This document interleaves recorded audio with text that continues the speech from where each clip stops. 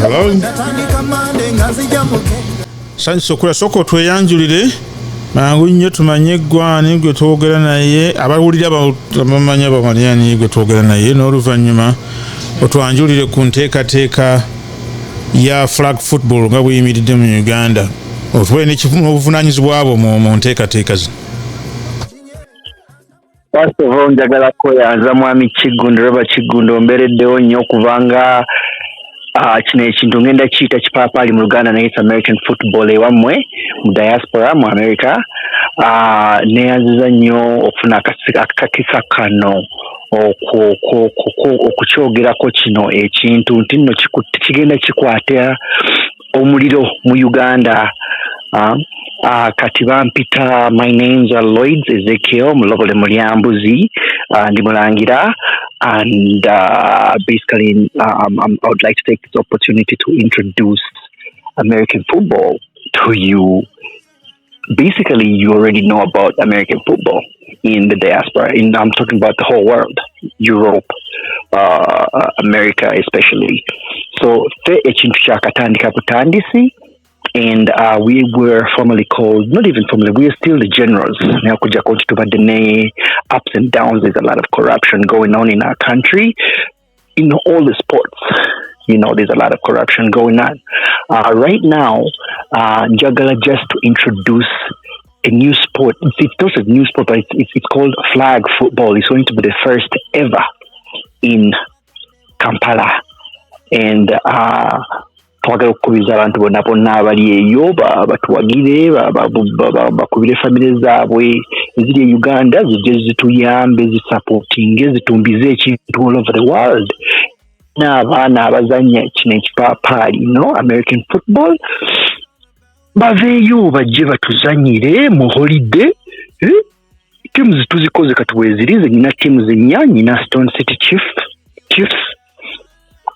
Ginger Titans, ezo ziri best Ginger. Stone City Chiefs eri Kira College Butiki. Ginger Titans is in Mweri College, and then Kampala nyinayo UPDF Giants, and for the girls I have UPDF Queens. Byonna bibbebi byakatandika bizaalibwa buzaalibwa. Tuli mu process ya registration nti no tukola ekintu kyaffe. I was talked to by an IFAF administrator nangamba nti nokola ekintu kyo okola association yo naawe biri n'amateeka go agali separate from the federation njibaddemu yatusuula bintu bingi byatukola abaana ne beekyawa. Kati ffe abali already exposed to it ne tugamba kale waliwo gwe bayita coach Shudi naye ayina gye bayita Bulls Power. Ebyo gye tugenda kuzanya weekend nejja Kabalagala. So nakola tiimu ye egenda kuzanya Kenya, egenda kudayezanya Kenya, bagenda kuzanya mu Mega Ball. Kati ffe tugenda tandikira wano e Kampala tubazanye nga tebanagenda Kenya, flag football, then mu August Ivory Coast. Kakati tunyonyole mu mango enjawulo ya flag football ne American football eriwo awuliza ategeere.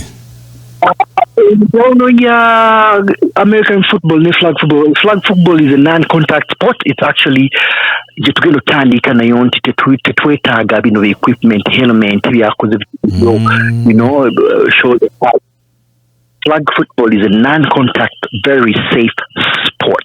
I mean, you can Google it. I don't even really need to talk about it. Almost concept yemu ebifanagano neerwa kuba nti eno as okwakanako ne American football is contact bya kutomeregana olina okuba nga oyambadde ekintu ku mutwe we kapise kwa flag football ye muntu kumpi muzanyo gwa bulijjo. Yesebo nga wokyogedde nti kati ngaffe abakatandika mu field ene y'ekipaapaali ye tuli kwenda kubeera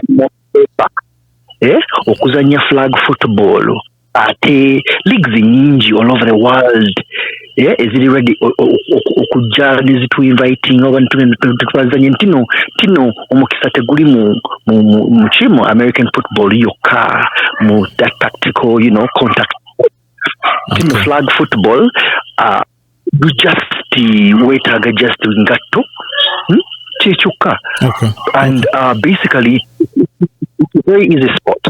Kale kakati weekend ejjo gambye nga 25 mulinayo omuzannyo gugenda ani nani azanyira gugenda kuzanyibwawa era waliwo okusasula ku mulyango oba gwagwerera okulaba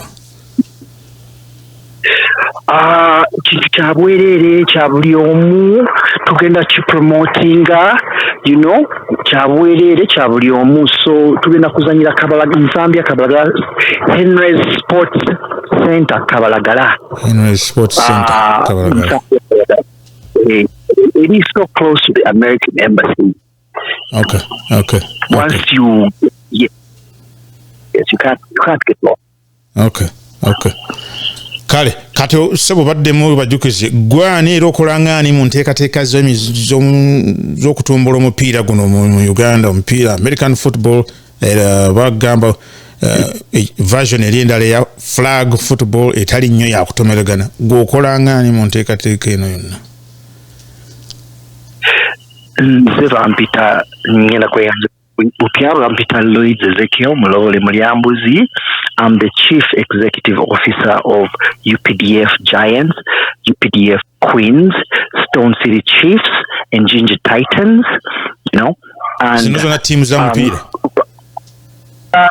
Nkolanga coach. I'm a coach and I'm a motivator, everything. To these kids.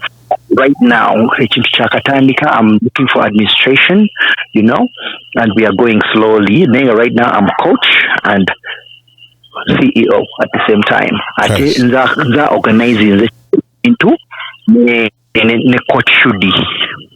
Coach Shudi, wa Bulls Power. Tegede bulungi sebo webale nyakadde ko tuwadde eddakiika ze zitulira empinga emboozi tujja jjongera mu lulala naye tubaagaliza birungi byereere mu kaweefube ono gwe muliko okulaba nga mu introducinga n'okutumbula omupiira guno gwa American football ate n'eri version ensaabululemukko eya flag football eteetaaga nnyo kwekapika kwesabika na kutomeragana era mutandise bulungi ndowooza kubanga awo tubwetaaga capital mungi nnyo kutandika mu ngeri yo equipment y'okwambala naki abantu basobola okutandikira awo ate n'oluvannyuma bagende mu kiri ekigazi ekikola ssente wano mu America abantu bakikoleramu it's a money maker so I think it will be good if it gets people start to play this football they will get attract a lot of cap money pretty much. Yes, you're very right. That way, Mwami Robert Kigundu okutuyamba tutumbiza mu the diaspora kuba kitwagala okukola twagala ku motivatinga baganda baffe bafeyo gye bali kiraba kigenda kuzimba abaana scholarships bursaries weziri bajjo bayambe bana abaana abenu balina dreams naye federation yabatira dream anyway in conclusion tweyanziza nnyo ku mukutu gwammwe tukweyanziza nnyo sebo otuyamba otutumbiza mu diaspora and all over the world. We are calling on all of you guys to come and enjoy the game. Call on all your families to come and enjoy the game. It's a family event and let's have fun and motivate these kids to follow their dreams. Kale, so we're going. Weekend in lunch. I thought I said, yeah. How long are you?